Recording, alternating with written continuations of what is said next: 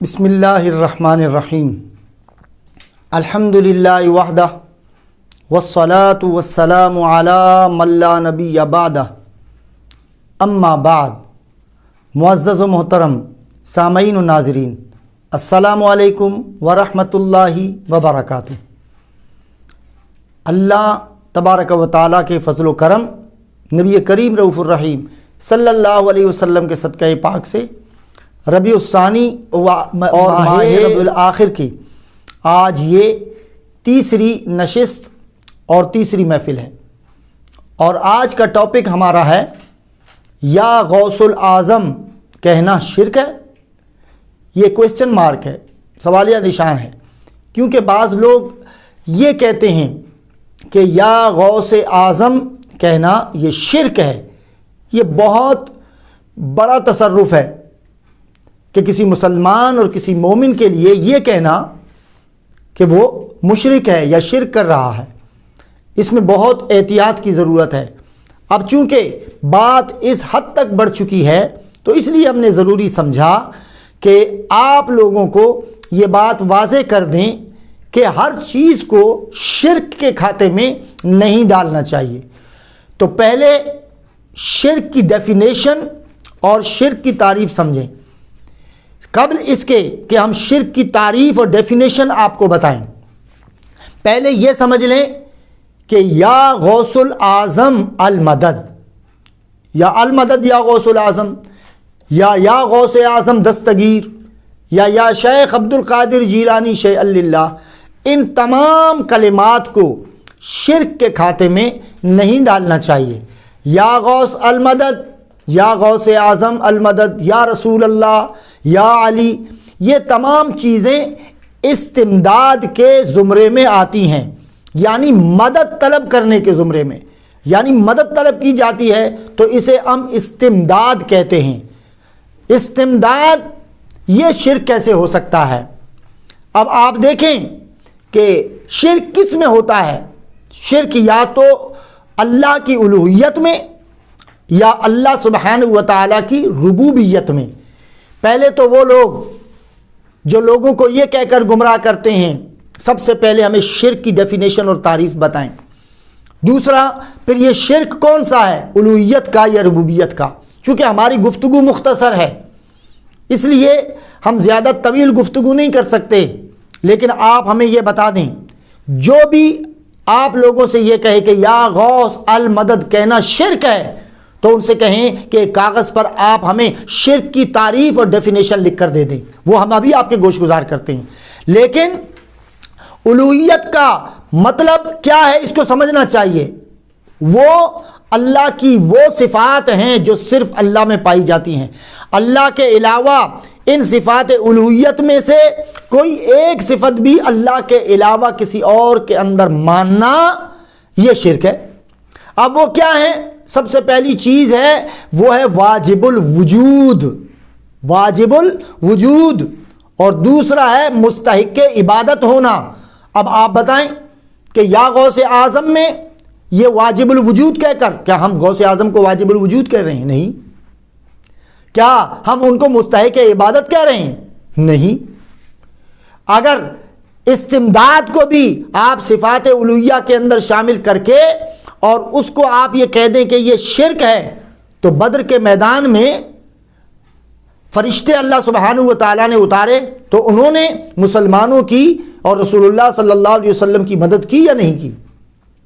اگر صرف آپ ان ظاہری کلمات اور ظاہری الفاظ پر چلے جائیں، سورہ نور میں اللہ تبارک و تعالیٰ نے ارشاد فرمایا وَلَكِنَّ اللَّهَ يُزَكِّي مَن يَشَاءُ، کہ اللہ تعالیٰ تزکیہ کرتا ہے. اب یہ دیکھیں تزکیہ کرنا اللہ سبحانہ و تعالیٰ کی صفت ہے، پاک کرنا، لیکن یہی صفت رسول اللہ صلی اللہ تعالیٰ علیہ وسلم کے اندر بھی قرآن مجید نے بیان کی کہ لَقَدْ مَنَّ اللَّهُ عَلَى الْمُؤْمِنِينَ إِذْ بَعَثَ فِيهِمْ رَسُولًا مِّنْ أَنفُسِهِمْ يَتْلُو عَلَيْهِمْ آيَاتِهِ وَيُزَكِّيهِمْ، کہ اللہ نے احسان فرمایا مومنوں پر کہ ان کے اندر انہی میں سے ایسا رسول مبعوث کیا جو تلاوت آیات کرتا ہے اور ان کو پاک کرتا ہے، تزکیہ کرتا ہے. اب آپ یہ دیکھیں یہ اللہ میں پائی گئی، رسول اللہ صلی اللہ علیہ وسلم کی بھی یہ صفت بیان کی گئی۔ تو اس لیے ضروری یہ ہے کہ ہم شرک کی تعریف اور ڈیفینیشن کو سمجھتے۔ علامہ تفتازانی نے شرح عقائد نصفی میں یہ درج کیا ہوا ہے۔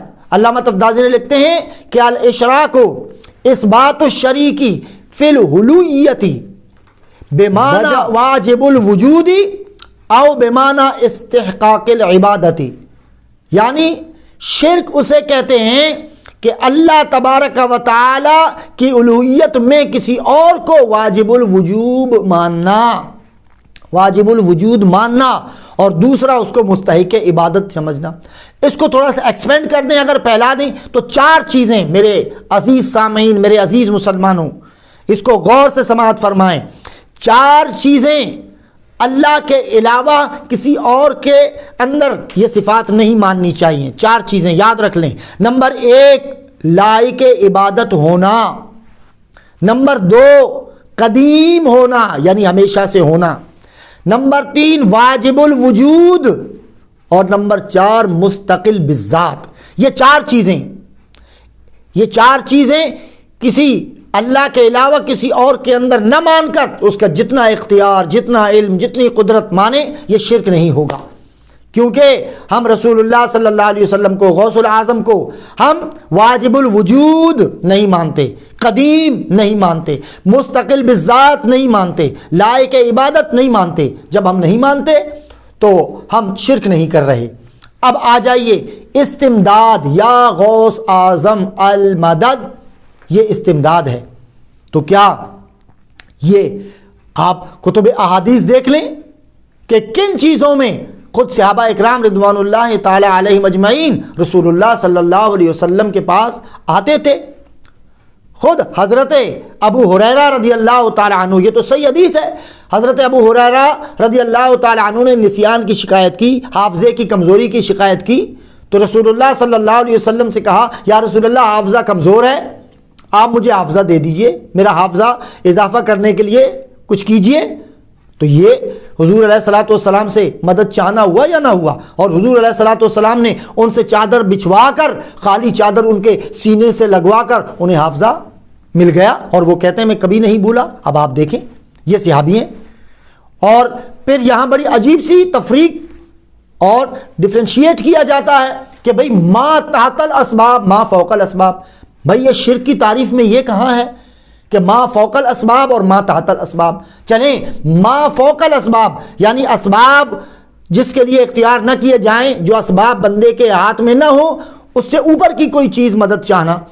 حضرت سلیمان علی نبینا علیہ الصلوۃ والسلام اللہ کے نبی ہیں، قرآن مجید نے اس کو بیان کیا ہے سورہ نمل کے اندر، قال یا ایھا الملأ ایکم یاتینی بعرشھا قبل ان یاتونی مسلمین، کہ کون اس ملکہ سبا بلقیس کا تخت لے کر آئے گا۔ تو آصف بن برقیہ وہاں موجود تھے، تو انہوں نے کہا انا آتی کا من قبل ان یرتد الیک طرفک، کہ آپ کے پلک جھپکنے سے پہلے میں وہ یہاں تخت حاضر کر دوں گا۔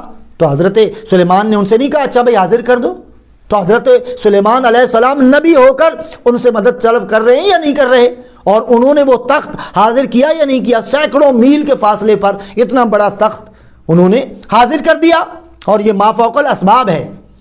اور پھر کہتے ہیں کہ جی حیات میں، زندگی میں تو اس طرح کا استمداد جائز ہے، اور بعد از وصال اور بعد از وفات یہ ناجائز ہے۔ یہ بھی بڑی عجیب سی بات ہے۔ حضور علیہ الصلوۃ والسلام کے وصال کے بعد، یہ سنن دارمی میں حدیث موجود ہے، مشکوٰۃ شریف میں حدیث موجود ہے کہ صحابہ اکرام حضرت عائشہ صدیقہ رضی اللہ تعالی عنہا کے پاس آ کر کہا کہ ام المومنین قحط سالی ہو گئی ہے، خشک سالی ہو گئی ہے، آپ کوئی دعا کیجئے اور ہمیں کوئی حل بتائیے۔ تو حضرت عائشہ صدیقہ رضی اللہ تعالی عنہا نے حل یہ بتایا، کہا کہ رسول اکرم صلی اللہ تعالی علیہ وسلم کے روضہ اطہر کے بالکل اوپر چھت پر ایک سوراخ کر دیں کہ آسمان اور قبر رسول صلی اللہ علیہ وسلم کے درمیان کوئی حجاب نہ رہے، کوئی پردہ نہ رہے۔ جیسے ہی اس چھت پہ سوراخ کیا گیا، بارش برسنے لگ گئی، اور اتنی بارش ہوئی کہ جل تھل ہو گیا، اونٹ فربا ہو گئے، سبزہ اگایا، اور وہ کہتے ہیں صحابہ کہ ہم بھیگتے ہوئے اپنے گھروں تک گئے۔ تو اب آپ دیکھیں بعد از وصال حضور علیہ الصلوۃ والسلام کی قبر انور سے استمداد چاہا گیا یا نہیں گیا؟ اور اسی طرح آخر میں ہم آپ کے یہ بات تاکہ یا غوث اعظم المدد بھی واضح ہو جائے، امام غزالی رحمۃ اللہ تعالی علیہ کے حوالے سے حضرت شیخ محقق عبد الحق محدث دہلوی رحمۃ اللہ تعالی علیہ شرح مشکات اشعۃ اللمعات میں درج کرتے ہیں امام غزالی کے حوالے سے، کہا کہ امام غزالی رحمۃ اللہ تعالی علیہ نے فرمایا کہ جن سے زندگی میں استمداد چاہی جائے تو بعد از وفات بھی ان سے مدد طلب کی جا سکتی ہے، اور بلکہ بعد از وفات وہ زیادہ مدد کرتے ہیں، ان کا تصرف بڑھ جاتا ہے۔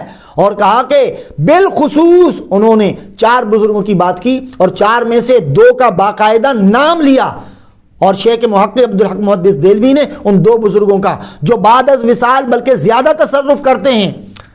تو کہا کہ امام غزالی نے کہا خاص طور پر حضرت شیخ معروف کرخی رحمت اللہ تعالی علیہ اور غوث العظم شیخ عبد القادر جیلانی رحمت اللہ تعالی علیہ، لوگ ان کی حیات میں بھی ان سے استمداد چاہتے تھے اور بعد از وفات بھی ان سے استمداد چاہتے تھے، اور بعد از وفات ان کا تصرف بڑھ گیا ہے اور یہ بڑھ کر لوگوں کی مدد کرتے ہیں۔